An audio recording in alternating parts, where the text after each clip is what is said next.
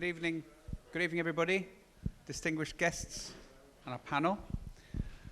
My name is Michael Gordon. I'm the head of British Council in Kuwait, and on behalf of all of us, I would like to welcome you to our panel discussion on literature, challenges and concerns in Kuwait and the UK. As British Council, I also like to offer special thank you to National Council for Culture, Arts and Letters, Kuwait, represented by Mr. Isa Ansari. Thank you so much for collaborating on this event with us on the whole 2 weeks of the book fair. And not only that, we are honoured as the UK to be guests of honour at this year's Kuwait International Book Fair on the occasion of the 120 years of friendship between Kuwait and the UK. So it's a special year for the UK and Kuwait celebrating, and a very special year for the UK to be guests of honour at the book fair. We have really enjoyed the participation in the book fair. We've had hundreds, even thousands visitors to our stand with our exhibition of children's book illustrations, including some by David McIntosh. We've had David and another children's book illustrator and writer here for the 2 weeks who have done, we've done workshops in GUST, in AUK, at the British Council, and also here. They have met Kuwaiti writers, illustrators, students of literature, and also children in some of the schools. So it's been a really good and fun and interesting time. This is, I think, the finale event, as the book fair is nearly finished. I would like to thank Dr. Lavinia Davenport. Really appreciate you giving your time to moderate this evening's discussion. Dr. Lavinia has a PhD in South African literature, am I right? Yeah, and has been a lecturer, teacher of English in lots of countries. Our panel includes Zahra Al-Mahdi. Did I get that right? I think Zahra is a writer and filmmaker. Am I right? Thank you so much for joining us. And Nusaiba Al-Mayezi, you are an illustrator and writer? Illustrator books. Thank you so much for joining us. And David McIntosh, illustrator, book designer and writer of children's books.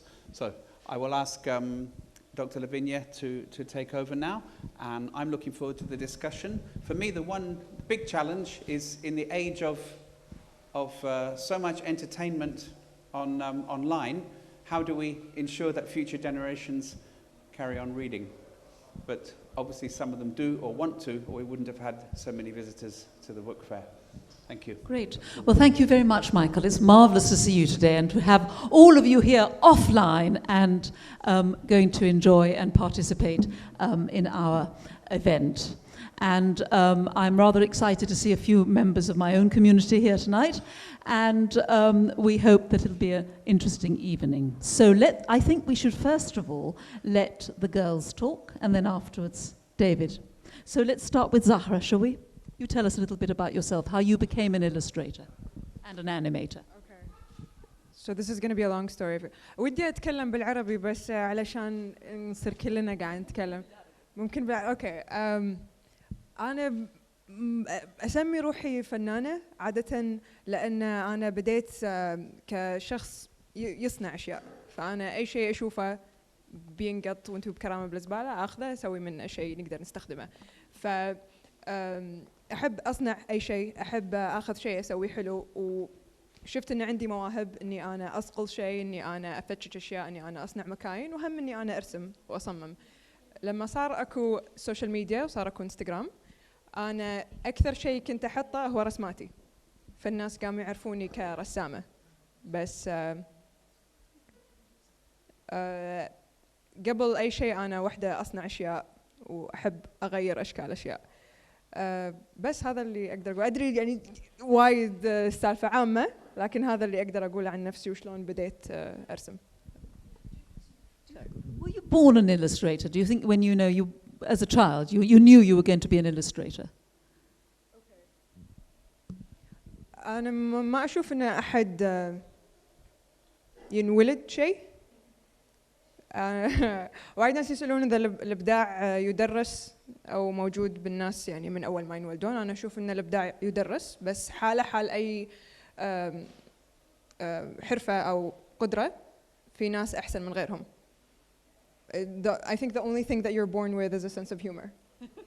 Most important thing. Yeah, and I'd like to think that I have that just a little bit, but I can tell. But I wasn't born an illustrator. I think if I have an essential characteristic, I'm patient, which is why I was able to acquire it at a young age.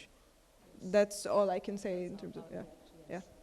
And I know, Nusayba, you'll tell us a bit about your training, because you were trained classically, classical training, and then you became an illustrator for children.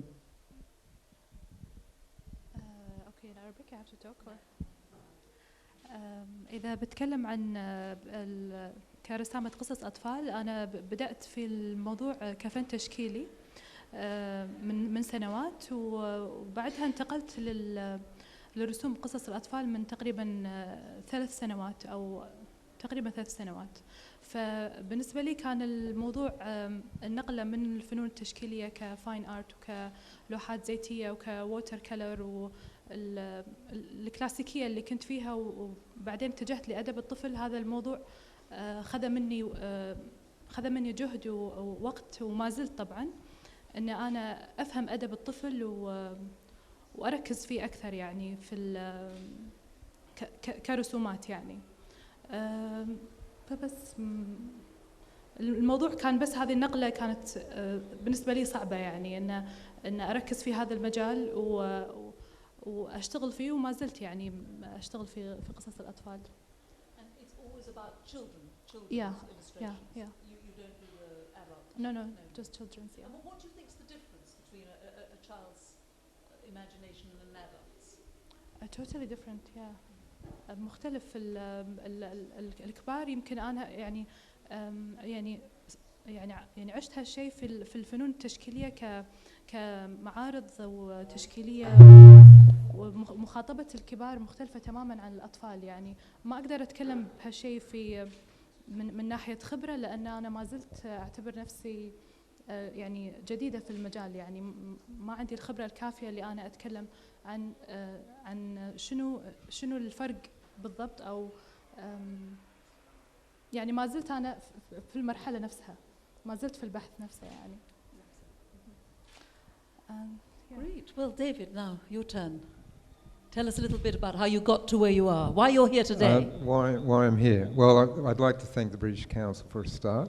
I was talking at the university this morning, and I mentioned that when I studied, I did a course called illustration, a degree course, and one of the first things I was told was, on the first day I got there, was, if you think you're going to get a job out of this, leave now, because this is not a vocational course. And I didn't really understand what the tutor meant when he said that, but I understand now, because it really is what I've made from it. Everybody in my course had a different specialty. We're all doing illustration, but somebody was making films, somebody was painting. I just had this interest in printed material like magazines, books, comic books, long form sort of graphic novel type things. And I just went down that road. And interestingly enough, publishing they pay you to do that. I was doing book covers, I was designing books, and I've been doing that ever since I left university.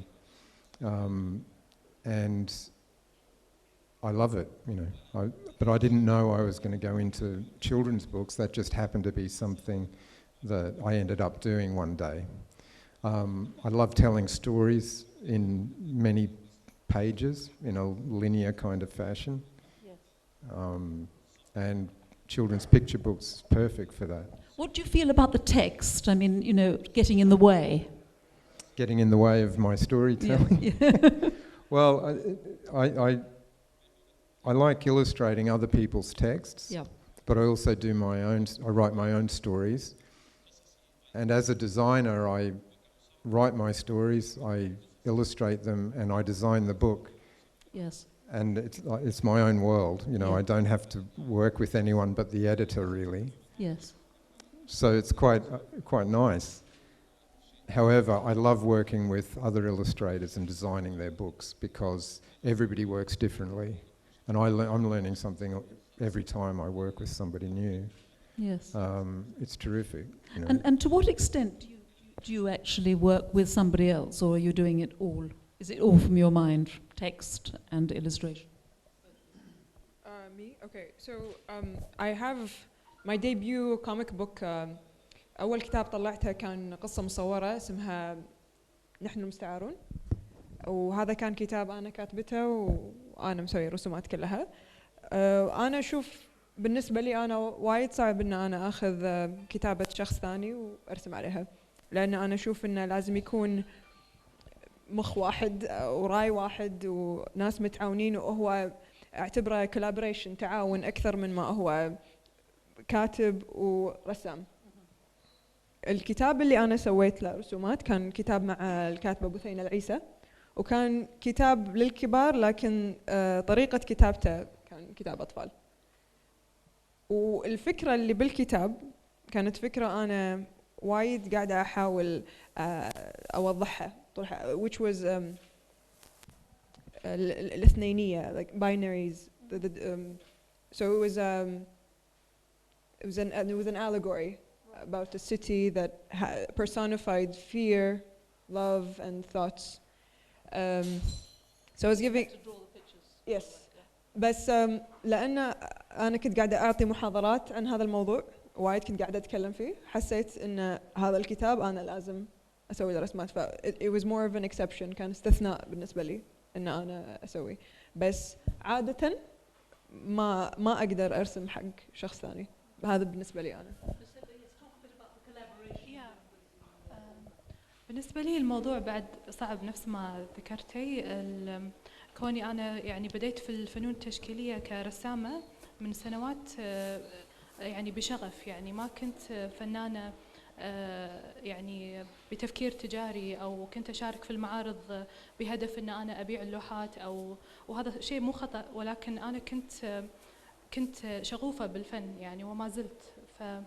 فبالنسبة لي لما دخلت أدب الطفل وصرت أشتغل في قصص الأطفال كشغل يعني وديدلاين ونص يجيني جاهز، وأنا مضطرة أن أنا أتخلى عن المزاج والراحة اللي كنت فيها سابقا. يعني لما كنت أرسم، حتى لما كنت أرسم بروحي كاركترز أو لما كنت أشارك في المعارض، كان كله على راحتي يعني. فبالنسبة لي الموضوع لما صار مع النصوص اللي تجيني ومضطرة أني أنا أرسمها، مرات يكون الكاتب عنده خيال معين يفرضه على الرسام، وأنا أيدك يعني بهذا الموضوع وايد صعب يعني، وأنا ما زلت أحس بهالصعوبة وأحاول أني أتغلب عليها يعني. وغالبا أنا ما أرسم نص اللي أنا مرتاحة منه يعني في الغالب. بس مع هذا هم يعني مو وايد ما أكون مرتاحة بالرسم، لأن يعني 100%، لأن في تصور معين للكاتب أو لدار النشر، أو يعني التصور عندهم تصور بالضبط، لأنه هو نصه يعني، فعنده تصور معين، فما أقدر أخذ راحتي نفس قبل. فالموضوع بالنسبة لي أكيد في صعوبة يعني.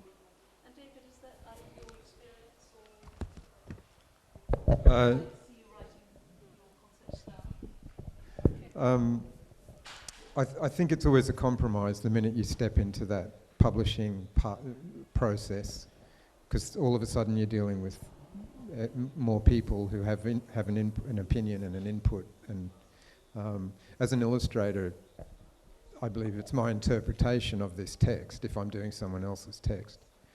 So it's my job to convince the publisher and the author that my idea is worth publishing this way. You know, the author may not agree with the interpretation, but it's their choice to not use it, you know. Constantly. Yeah, but you know, as a designer, if I'm designing another author's book, I'm really in the middle because I have to keep the illustrator happy to let them realise their book the way they want to see it, but I'm employed by the publisher, so I've got to keep them happy as well. And so it's an interesting sort of balance you've got to keep, I think. Yeah. My plan is to keep everybody here happy. So before we continue, I thought I'd just find out a little bit about who you are, who have we got in the audience, and then we can, discuss things accordingly. So I know we've got some actors, some famous actors in the audience, but do we have any illustrators here? Any other illustrators? Or any academics? Or any writers? Or just people passing by who like books? Readers, I suppose. We have lots of readers here. Readers, writers? In the back? Yes? Or illustrators? No. No, we just wanted to check who you are. David, let's start by considering your first impressions of Kuwait as an illustrator. Do you think it's going to help or change your creative juices have been stimulated, no doubt, by Kuwait? It would, but I'm not here very long. No. No. Yes, it will. I've been taking pictures, for example, since I arrived this morning, and I leave on Saturday, and we're quite busy all day tomorrow with the storytelling with the children. But it's always inspirational. Even it might just be the flight over, where you might experience something that might inspire you later on with a subject for a book. Or what do you think of the colours of Kuwait? Is that something you're absorbing already? I'll show you my pictures. You've already done I've been watching the sunset, yes. and I got up very early this morning, and the colour changes, and there's shadow, and then I saw it at midday, and then I saw the sun setting at 5 o'clock or something, and it's wonderful. Mm-hmm. It's so different to London, and I grew up in Australia, and it's different to that as well. Yes. So I love going to different places. Different lights. So Nusayba, London? Any influence on you? Yeah, I love London, of course. Well, what do you mean? Yeah. Done some drawings? No, I didn't do drawings. You went to Yeah, Pisa. I saw you did understand some the question. pictures. No. I saw on your Instagram some pictures of the Leaning Tower of Pisa. Yeah, I did some just sketches. Yeah. When you were there. Mm-hmm. I'm sure that's influenced you. Yeah, it's I have travel notebooks, and it's usually just extremely mundane. أنا أوكي لما أسافر وايد أرسم رسمات بأشياء أشوفها كل يوم، ومشكلتي إن أنا ما أسوي هالشيء هني، مع إن الأشياء اللي أشوفها هني المفروض أنا أوثقها لأن أنا عايشة هني. فأنا أتوقع إن الشخص لازم يرسم المكان اللي هو عايش فيه أكثر، لأن هو يشوف أشياء الشخص اللي زاير ما راح يشوفها من أسبوعين. فإيه.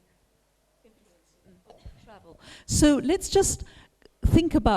get ourselves into Kuwait. So what happens with books, children's books in Kuwait? I mean, you've all been children and you've all read some books and you remember some pictures. Is that right? In your head, you've got some ideas. What are the challenges that people face in Kuwait when they want to illustrate a book? Okay, أنا راح أتكلم عن تجربتي بالموضوع. أول شيء قبل لا أتكلم عن كتب الأطفال، عادة يجون لي ناس عندهم نص وبس يبون أحط له رسمات. هاج نص حطي له رسمات، وعادة يكونون شعراء، تعطيني شعر أو يعطيني شعر ويقول لي حطي له رسمات. إنزين أنت المفروض تكون واثق من كتابتك بكفاية إن أنت تكون الصورة وإن أنت تعبر بالرموز فقط. فيعتبرون الرسم زينة. ولا حتى مكمل حق المعنى، بس علشان يجذب عين اللي جاي يشتري. هذا موضوع الرسم بشكل عام. بخصوص كتب الأطفال، في استهانة بعقل الطفل، إن الطفل ما قاعد يفهم كلام، إنه بس لازم يشوف الصورة علشان يفهم، مع إن الياهل اللي يسمع وقاعد يكون لغة وأصلاً قاعد يفهم أشياء باللغة أكثر من اللي إحنا قاعد نعلمه إياها. فالصعوبة مو بفرص العمل كثر ما هي كثرة فرص العمل بشكل مبتذل وبشكل مشكلتي أنا اللي هو الكواليتي شوية لو يعني أي شيء يقلل من مستوى عقل الطفل، يبي بس إنه عطى رسمات بالنسبة لي أنا في تجربتي في القصص الأطفال أكيد واجهت هذه الصعوبة، إن شلون أفهم الطفل في هذا الزمن. هو مختلف عن الطفل قبل 30 سنة أو عن طفولتي أنا شلون كنت يعني قبل. يعني شخصيا أنا واجهت صعوبة شلون أنا أطلع من هذا الجو. يعني أنا وايد أحس إن أنا عايشة في طفولتي. فلما أي أرسم لقصص الأطفال للأطفال لهذا الجيل، الموضوع مختلف. يعني بالنسبة لي الموضوع صعب شلون أنا أفهمهم يعني، وشنو شو يقدم لهم في ظل كل التطورات والتكنولوجيا اللي تصير يعني. وأكيد عقل الطفل الحين مو نفسه في السابق يعني. ونفس ما ذكرتي أغلب اللي يوجه للطفل في الكويت نوعا ما يقلل من مستواه، يعني هو يستحق أحسن من كذي. ففعلا بالضبط أي. والكاتب غالبا يعني يعطينا النص أو whatever يعني دار النشر أو الكاتب، ومرات أنا يصير شغل إن أنا ما أتواصل مع الكاتب، يكون التواصل مع دار النشر، وهذا شيء خطأ يعني. فأنا في أشياء مو فاهمتها، أو يكون يعني دار النشر عندها أفكار معينة تبيها تكون بالقصة، والرسام يعني كأنه ما له أي رأي، يعني كأنه لازم ياخذ القلم ويرسم اللي هم يبونه، وهو ما عنده أي تصور أو أي خيال للقصة نفسها. والنص دائما يكون مستنسخ، يعني اللي مكتوب بالنص يكون مرسوم. يعني الطفل لما يقرأ القصة هو مو شرط اللي يقرأ حرفيا موجود بالرسمة، هو ممكن انه هو يتخيل اكثر اذا كان في اشياء مو موجوده بالرسمه، هالشيء يوسع خياله اكثر.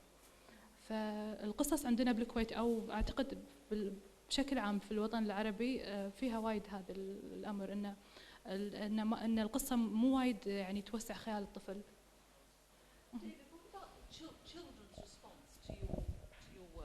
I mean, how do kids respond? Because obviously you've done very well, and adults, authors love your work, and you know, it's a success. But to what extent have children ever come up to you and said, because you mentioned the child in Australia? Yeah, it's always good to illustrating. Being a visual artist, it can be a very solitary thing. You know, you're sitting. I'm sitting in my studio at home most of the time, and then I'll have a meeting with my publisher or the editor. And then I go back to my studio, and I spend 98% of the time on my own doing the pictures or designing or whatever. It's good to go out and read your books to the audience that it's published for, and hear what they have to say. And they'll always ask, they seem to be inspired by, I want to draw like that. It might be something like that.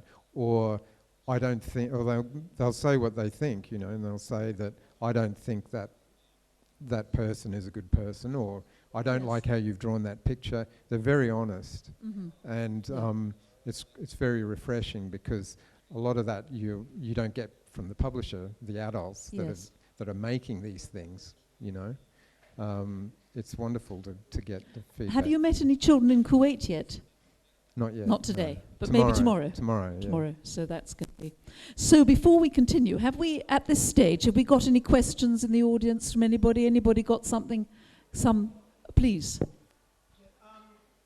a Year 5 teacher here in Kuwait. I've taught from Year 2, 3, 4, 5 up to... Are you Australian? Yeah, Melbourne. Yeah, I'm a Year 5 teacher, and look, I applaud what you do. I teach the struggling kids, so I usually teach the lowest ability of the readers, and we will spend just as much time discussing the text as the illustrations. People just think, oh, you're reading, but the kids that are struggling can pick up a lot more from the story from what you guys have presented as illustrators. But what I'd like to know is, it's very hard to find storybooks without text. Is that something you battle against or try to produce? I've managed to get a few, but for kids to fire their imagination up and let them write the story to what they see, it's a really good thing. I mean, sort of wordless picture books exist, and there's some well-known ones. No, I don't mean... Is that what you mean? No, not picture books. Actual storyboarded books where the whole story is laid out. Oh, without pictures? Without text. Without text? Yeah. Yeah. I was thinking of textless picture books. So you just follow the pictures, and there's no word, there's no type on the page. I was thinking that sometimes children who can't read, you mentioned before, who actually aren't old enough to read, love following the imagery. Whether they're interpreting it as per the text that it was illustrating, I don't know. But they like trying to understand what the pictures are saying, you know, even at a really young age. And I think that's all children do that. And then when they read the text when they're older, they're probably, you know, it's something new again. You know, they suddenly understand what it really means. When I was young, I was always interested in just looking at pictures. You know, historical photographs, old paintings. I was fascinated by. We had this book of Rembrandt's paintings, and I just loved. I didn't know what the words were saying, but I was just learning about how people dressed back then, and how they combed their hair and all this kind of stuff. I don't know. And it's always been a fascination for me. And I think that's why I went down the route of visual art, because I like making pictures. And I think at a very young age, now kids like that as well. They like storytelling, you know. They like being told a story, whether it's through words or looking at pictures. Alison? I am a scriptwriter and a director of children's theatre, and I put into a play your books as such for the children to understand, because they love storytelling. Do you ever allow children to drive your stories? Indeed, you did say that you took it to your audience, which are children. They've got such a great imagination. So would you take your first chapter to a child and then say, how would you write the second chapter, or what would happen? Do you think that you would have their input into your story? Actually, referring to your question, I noticed this more with animation, short films, more than I do with books. Do you remember the claymation Pingo? Yeah. That's more, Pixar has shorts before each movie, and they never have any words in them. So you understand them immediately, doesn't matter what language they're in. I'm sorry, what was your question? Your question was about children and them leading the story. Yes. Yeah. Yes. So my favorite thing to do is to interview a child, and then based on the interview, create an animation or a story. And it's the most fun thing, because they even come up with new words, because they're discovering language as they're telling the story. And there's a video on YouTube that I really recommend for you to watch. It's called When the Fear is Afraid, or something like that. It's a child explaining what it's like to be afraid and how to build up the courage to get over that. But they're thinking of the story as they're saying it, so the picture changes. Like the events actually change. Like this person has 6 kids, actually 4. So so it's a lot of fun. It's actually more fun than having a story that's set. Absolutely. Yeah. Nowadays. So it's a continuous collaboration, I think. Fantastic. Thank you very much. I used to work with the publisher, and people would submit texts, and we'd have a reader who would read them. And quite often I'd get phone calls from parents saying, my child has written a story and we think it's so good, you should publish it. And in the eyes of the parent, yeah, it's very good, but you wouldn't publish one of these stories. But so many parents see it that way, that their child is unique, and therefore, and so they should. And So what makes a fantastic children's story? Yes, like we're going on a bear hunt. Do you know this one? We're going on a bear hunt. Why is that so brilliant? It's just, you know. I think what that one in particular to me is that in the first 2 pages, you get the idea. You get the idea, and immediately you're carried along. Yes. And it moves along very fluidly. But I think it is that early stages thing. I think in some of my books, I work the opposite way too, where I like my storytelling is the sum of the parts, where the child has to read so much, and then the hook will come in, and you know, they get the you know, that kind of experience. Yes. But that's a different thing to a bear hunt, where boom, the kids got the idea, and they're happy. The reader's happy because they know what this is about, and that's important when you're. I mean, I think the best children's books are books that adults also enjoy in a funny sort of way. So it's not just baby stuff. It's also got something else. So an adult can read it perhaps in a slightly different way, and then, you know. Why they're more difficult to write than adult books, because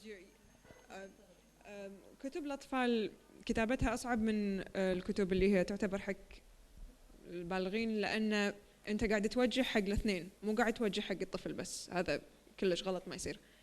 فلازم تدمج معنيين داخل قصة معينة. أنت قاعد تتكلم أكثر من جمهور واحد، فلازم يكون ممتع ومفيد حق الكل، وهذا شيء وايد صعب.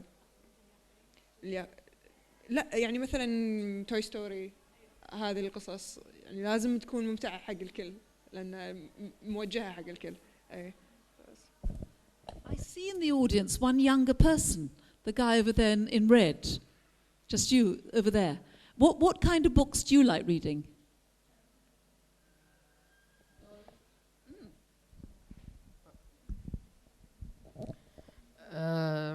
A lot of things, really. I like to read some stories and novels.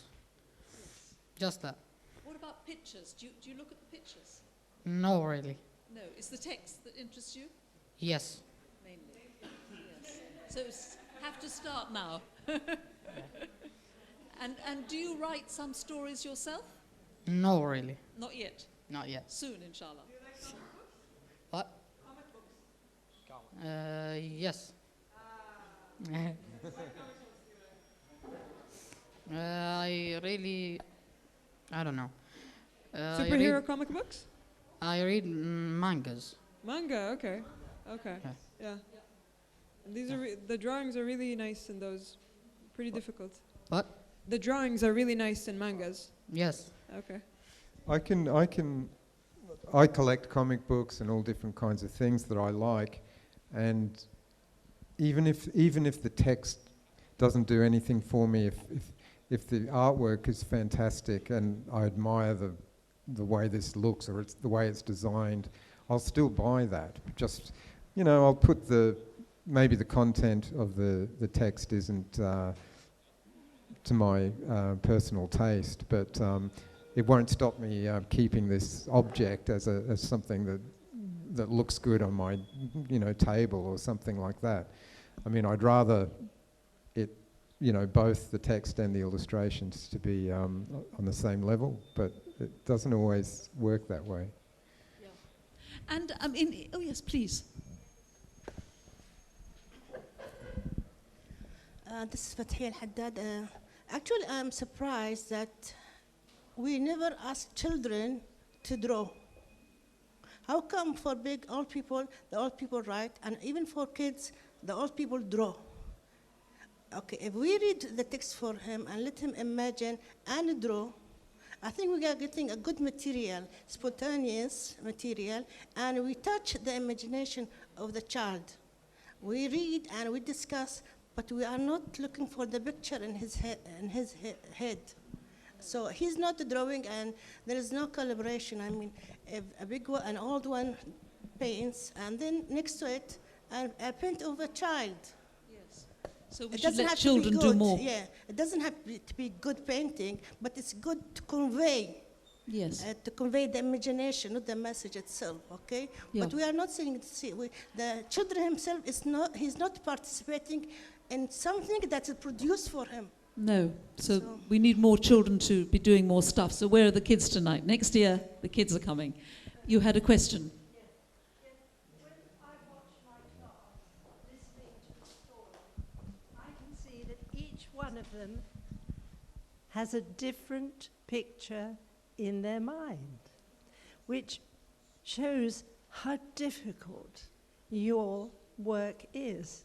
Because for every one lot of pictures, there might be 100 different ones in the minds of the children who are listening to the story. And your problem, presumably, is to really illustrate the way you see the picture. Is that right? Yeah, absolutely. Yeah. And it's also in the terms of in the terms of publishing the text as a book, the publisher has chosen an illustrator to do this. There's just one telling of this, unless it becomes famous, and Pippi Longstocking, for example, and then a lot of people might illustrate this over the years. But essentially, I'll only illustrate a story that I write once. I won't get a chance. The publisher won't say, "Oh, have another go at it," because we know there's no director's cut. You know, I don't say, "Well, this is what we published, but this is the way I really wanted it to be published." You know, but you don't do that with books. And that's why I don't like watching director's cuts of films on DVDs. You know, because I think they're having their cake and eating it too, you know. أول شيء ردا على اللي قلتيه، إحنا مشكلتنا مو إن ما نخلي اليهال يرسمون، مشكلتنا إن نعطيهم الرسم كلعبة بس بالروضة، اللهم أولى ابتدائي، بعدين خلاص ما يصير يرسمون، لأن الرسم حق اللعب، الرسم مو شيء جاد ولا شيء ياخذونه بجدية ولا شيء راح يشتغلون فيه، لأنه they're not gonna make a living out of it later. مشكلة الخيال شيء ترى منفصل عن الرسم، لأن الرسم ترى حاله حال الكتابة، مثل ما هذا رموز هذه صور. مشكلتنا إن إحنا كلنا نعتبر نفسنا إن إحنا لأن قاعد نعلم الياهل إحنا نعرف أكثر منه، وإحنا نقول له شلون يفكر وشلون يتصور الأمور. فهذول المشكلتين مرتبطين ببعض، لكن مشكلة التعبير بشكل عام أتوقع هي اللي كنت قاعدة تحاولين توصلينها، إن ما نخليهم يعبرون مثل ما هم يبون ويصورون الأمور مثل ما هم يبون. عدل؟ أي. أي. So what she's drawing, I cannot imagine it. So I tell her something, and she draws something that I cannot understand. But this is her expression. وهم يعني you enjoy it as well. Oh, I do, of course, yeah. Because I'm discovering with her. When it comes to answering your comments, drawing something is a very tricky business when it comes to giving an image and illustrating an idea. So if we look at some successful children's book, do you remember Where the Wild Things Are? Oh, yes.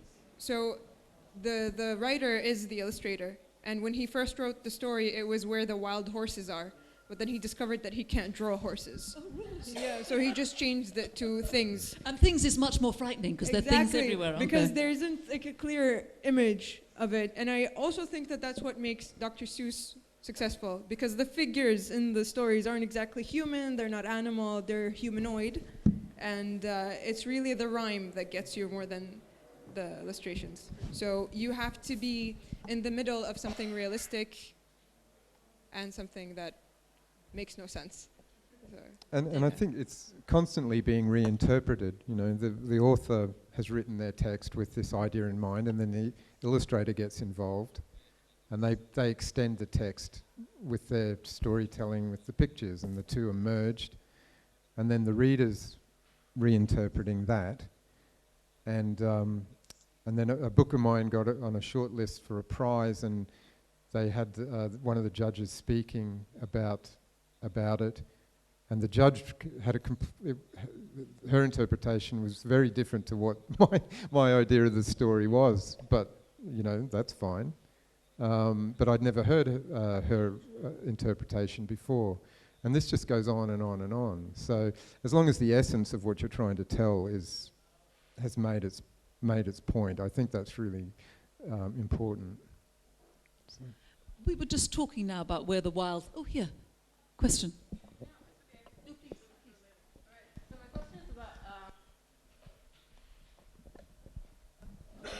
Does this work? Okay. So my question is about the development of style, and I would like to hear how all of you make your art your own. You know, and we live in a world where like there's an abundance really of illustrators, and you can see kind of overlaps all over the place. And so how do you make it your own?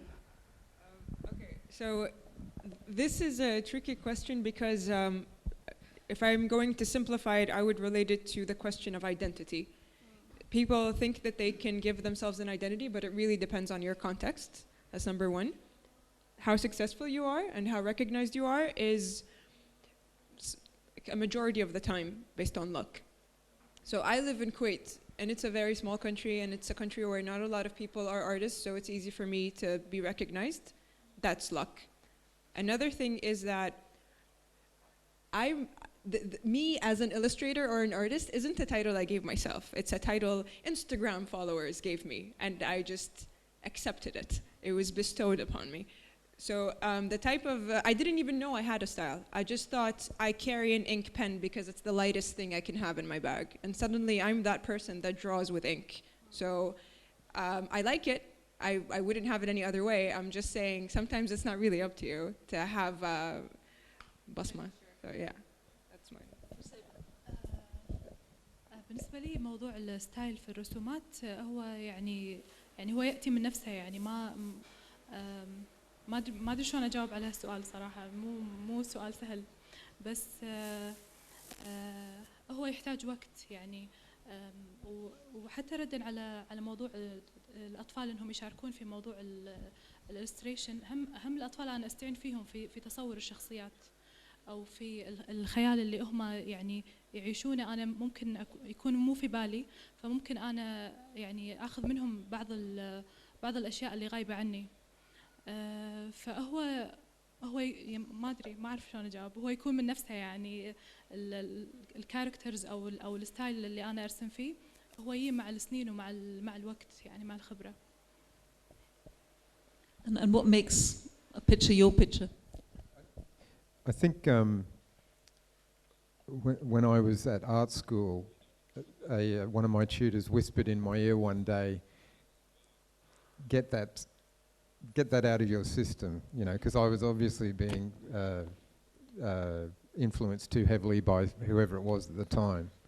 And they said, it's very good. And I used to, when I was a kid, I used to copy other people's work, other artists I admired. I would copy straight from their picture to see if I could draw like that. When I was, 9 years old, 10 years old. And then my tutor said, get that out of your system because you can do it here at art school, but not when you go out, into the real world because it won't do you any good. But like I said, I like looking at pictures and I like being influenced by the world around me and how people do things, and it comes into your work. But gradually over the years, hopefully I've sort of made it my own, and I don't want to look like other people's work, what's the point? Just as if you go to a library or a bookstore and see all these different books, I want to sort of stand out if I can. So yeah, it is. I think about it when I'm looking at my body of work. In the Kuwaiti context, is there any particular, because I'm very ignorant, please forgive me, but any particular character, like we have Winnie the Pooh or whatever, or the Wild Things or Dr. Zeus, Is there any particular Kuwaiti character for children? Or it doesn't have to be Kuwaiti, but maybe some character from Arabic literature, from kids. Yeah. Oh, Doha, yes. Yeah, he's from Saidi, is he? Yeah, yes. Yeah. Yes, he's described. Perhaps you could describe, because David, you might not know this.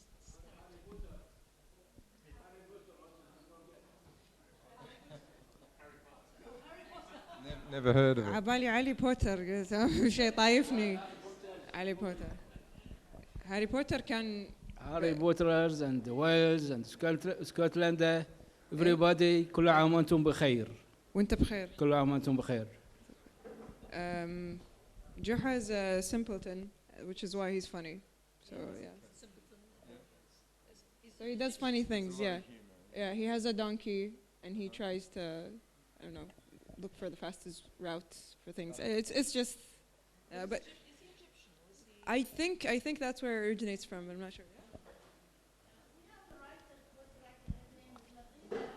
So she writes popular stories for kids, and she used leaf. Leaf is it's like something to make the children frightened, not to go out in the afternoon and after 12 o'clock. Tantal, something that's very long. It has to be folklore, scary stories. Yeah. But now they cannot believe it. Yeah, very extremely quick. Quaiti. Yeah, and they're all horror. And all of them. Yeah. Not to make children frightened, so they don't go out, especially in the. Sorry. To make the kids good.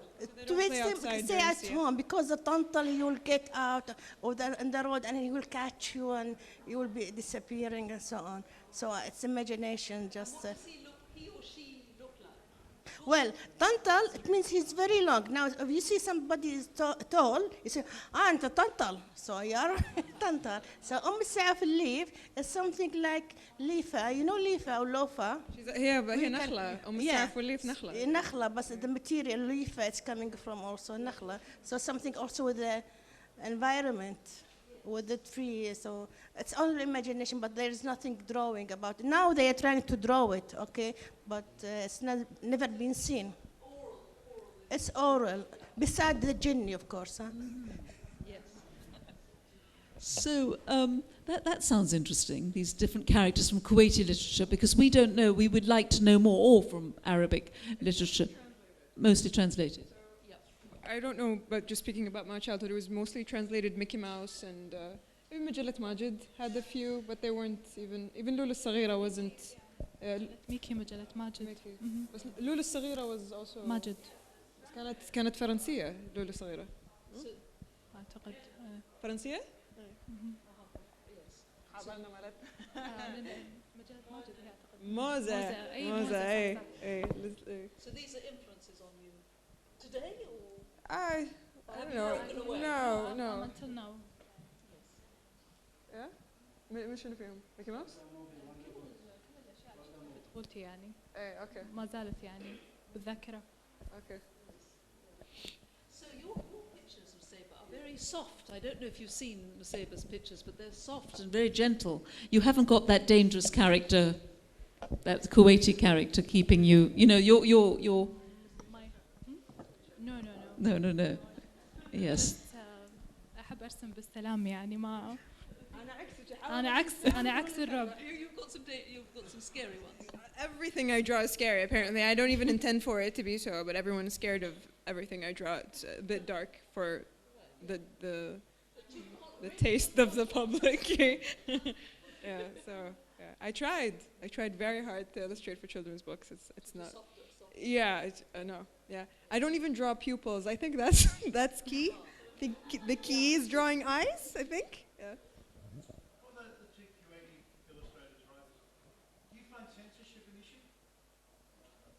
Of course. Yeah.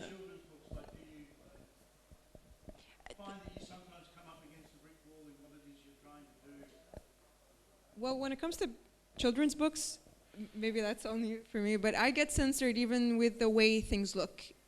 Like people are, which also crosses with undermining a child's ability to interpret a story or to understand things is don't give a child more than you should. And I grew up on, have you seen Little Shop of Horrors? Yeah. That's my childhood movie. That defines me. So to me, they can handle it, I think. Yeah. So censorship comes in all shapes and forms when it comes to children's book. It's a lot harsher than any other book when it comes to my experience. Mm-hmm. Yeah, for me. Yeah. I know that in Kuwait there was the 99, the magazine The 99. Yeah. Also, you've got the Marvel comics that have now been turned into the films. Now, they are very influential, and the children are actually following a new set of heroes, there's a lot of messages within that. Would you write messages within your books to, I'm not saying to influence children, but I'm saying to put them on the, not even the straight and narrow, but maybe to empower children, as you've talked about, your really fight the fear bit. I think that's absolutely brilliant for children, because they're going through a lot of problems nowadays with worries and everything like that. So how would you turn around your stories to actually empower children? When it comes to me, I mean, having a message in a piece of literature is as important as everything else, and I would like to leave that for other writers, because I don't like to do that with my work, because the thing that influenced me as a child was silliness. I like things that are silly for no reason. This is the thing that makes me not afraid to make mistakes. It's the thing that makes me enjoy the journey and all of these cliches that I appreciate very much now. So I would rather make something that has no meaning than have a message, because I'm sure that other people have that covered. So, Thank you. بالنسبة لي لا، أنا يهمني إنه يكون في الموضوع رسالة يعني في القصة، وبس كوني أنا مو كاتبة قصة فيعني غالبا القصة راح تجيني مكتوبة يعني، وأنا بس راح أرسمها. النص اللي أخذه للقصة غالبا يعني يهمني إنه يكون في مسج أو رسالة للطفل يعني، بس ما تكون في طريقة توجيه مباشر أو بالطريقة التقليدية اللي كانت موجودة في السابق، بس يهمني إنه يكون في رسالة أكيد. I think it's important to have a message. I mean, I hope that every one of my books has a message. I'm trying to make a point about something. A message about making children better, or helping them overcome fears, make them better, understand relationships. You know, broad ideas, but they're presented in a humorous tale or whatever it might be. I try to put humour because I think children like humour, and however, you know, I don't want to be sort of speaking down to them or moralising about something. I used to love reading cautionary tales, Hilaire Belloc and that kind of thing. I still love them, but I would, you know, they're so crazy and extreme. They're just wonderful, but I don't think I would ever write a cautionary tale. That's not my bag, you know. I'd rather I like a message, but it can be applied to different experience throughout life, you know. Not too strict at all, no. I saw a children's show recently. I watch children's shows with my nephew, and one of them had a song where it's fun to combine cheese with pizza or broccoli with pizza, but it's not fun to combine ice cream with pizza. That's yucky. And that bothered me because I know because children likes to put their fries and Pepsi and things like that. And I don't think that should stop. I don't think anyone should tell someone that that's yucky. Exactly. So social skills, being open, general guidelines are great, but sometimes they force you to be very specific with your messages, and I think that's more harmful than anything. Yeah, and I think cause and effect, it helps for kids to know, you know, if you do one thing, maybe this could happen, you know, but you don't have to tell them not to do it. You know, they can make up their own minds to a certain extent, you know. Children once and want to be children again. One more question, yes, please.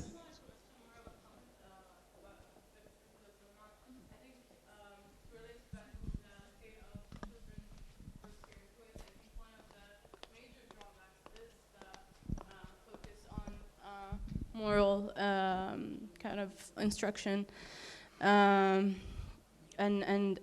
obviously, like, not obviously, but I mean, if you just walk around this fair, the amount of booksellers who've tried to sell me the children's books by telling me that, oh, this will teach your child to be a good person, or this one's gonna teach them not to lie, or this one's gonna teach them to, you know, keep brushing their teeth every night. And I'm like, yeah, and like, my children that do not exist yet deserve better than that.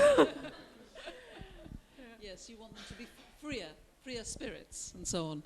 Well, I must say, I think it's been, I've loved being here with you tonight, but I think probably we could go on talking forever, couldn't we, really? But Heba was wondering about next year. We're looking for new challenges and something new to think about. And so, you know, if any of you have got some ideas about something that you would like us to sort of consider over the next year, let us know in the next 5 minutes.